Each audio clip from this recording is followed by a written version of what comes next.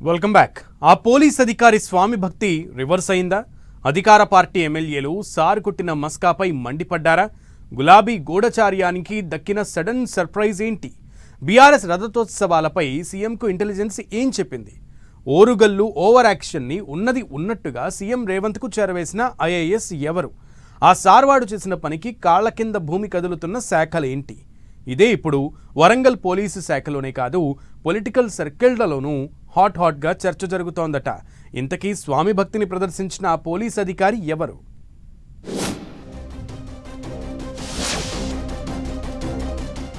ఓరుగల్లు వేదికగా జరిగిన బీఆర్ఎస్ రజతోత్సవ సభ సీఎం రేవంత్ రెడ్డికి, కాంగ్రెస్ పార్టీకి కంటి మీద కొనుకు లేకుండా చేస్తోందన్న టాక్ హస్తం పార్టీ నేతల్లో వినిపిస్తోంది. అంచనాలకు మించి వచ్చిన జనం ఒకవైపు, సభ నిర్వహణ తీరు ప్రజా వ్యతిరేకతకు అద్దం పట్టే కాషన్ అని ఇంటెలిజెన్స్ వర్గాలిచ్చిన నివేదిక మరోవైపు ప్రభుత్వాన్ని అంతర్మథనంలో పడేసిందట. హస్తినలోని 10 జన్పద్లో దీనిపైనే హాట్గా చర్చ జరుగుతోందట. వేగులు వెంటనే తెలంగాణ ఇన్ఫోని రాహుల్ గాంధీ చెవిలో వేస్తున్నారట. దీంతో పార్టీ హైకమాండ్ ఒక్కసారిగా అలర్ట్ అయి గ్రౌండ్ రియాలిటీని తెలుసుకునేందుకు ఇన్ఛార్జీలను రంగంలోకి దించిందట. ఇంకేముంది, సీఎం రేవంత్ రెడ్డి ఆదేశంతో పార్టీతో పాటు అన్ని సోర్సులు యాక్టివ్ అయి పోస్ట్ మార్టంలో పడ్డాయట. ఇందులో ఆసక్తికరంగా ఓ పోలీస్ అధికారి ఓవర్ యాక్షన్ తెరపైకి రావడంతో సర్కార్ వెంటనే రియాక్ట్ అయి రంగంలోకి దిగింది. ఔత్సాహిక అధికారులకు సడన్ సర్ప్రైజ్లను గిఫ్ట్గా ఇస్తోంది. గులాబీ రజతోత్సవ సభ అనుమతి వ్యవహారంలో సదరు అధికారి మౌఖిక ఆదేశం, గ్రీన్ సిగ్నల్ వల్లనే బీఆర్ఎస్ దూకుడుగా వ్యవహరించిందని భావించిన కాంగ్రెస్ అగ్గిమీద గుగ్గిలమవుతోంది. అందుకు ప్రస్తుతం పోలీస్ శాఖలో జరుగుతున్న పరిణామాలే అద్దం పడుతున్నాయన్న టాక్ వినిపిస్తోంది.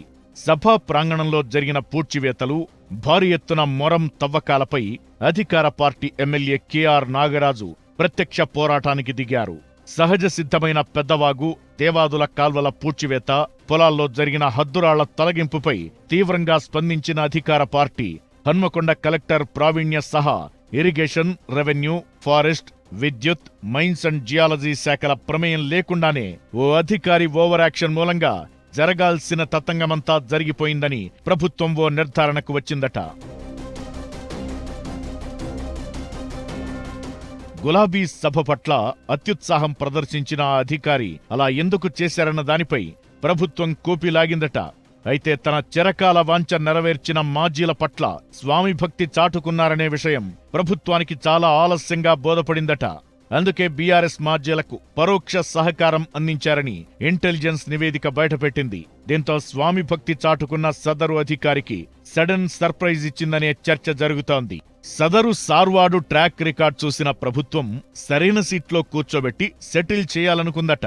అందుకే ఏ శాఖ పేరు చెబితే హైదరాబాద్లో రాజకీయ పక్షాలు ఒంటి కాలిపై లేస్తున్నాయో అదే శాఖ కుర్చీలో సైలెంట్ గా కూర్చోబెట్టారట. ఆ అధికారికది తగిన పోస్టింగే అంటూ అటు పోలీస్ శాఖలోనూ ఇటు ప్రజా ప్రతినిధుల్లోనూ చర్చ జరుగుతోంది. ఈ వ్యవహారంలో డబుల్ గేమ్ ఆడిన అధికారులందరికీ ట్రాన్స్ఫర్స్ గిఫ్ట్ ను సర్కార్ సైలెంట్ గా చేరవేస్తుందనే ప్రచారం జోరుగా సాగుతోంది. సార్ చేసిన స్వామి భక్తి అన్ని శాఖల బాస్ల సీట్ల కిందకు నీళ్లు తెస్తోందట. దీంతో ఆయా అధికారుల కాళ్ల కింద భూమి కదులుతోందనే ప్రచారం జరుగుతోంది. అలా ఒక్కో ట్రాన్స్ఫర్ చాలా సైలెంట్ గా జరిగిపోతోందట. ఏ క్షణంలో ఎవరికి సర్కార్ నుంచి రిటర్న్ గిఫ్ట్ వస్తుందో తెలియని పరిస్థితి నెలకొందట.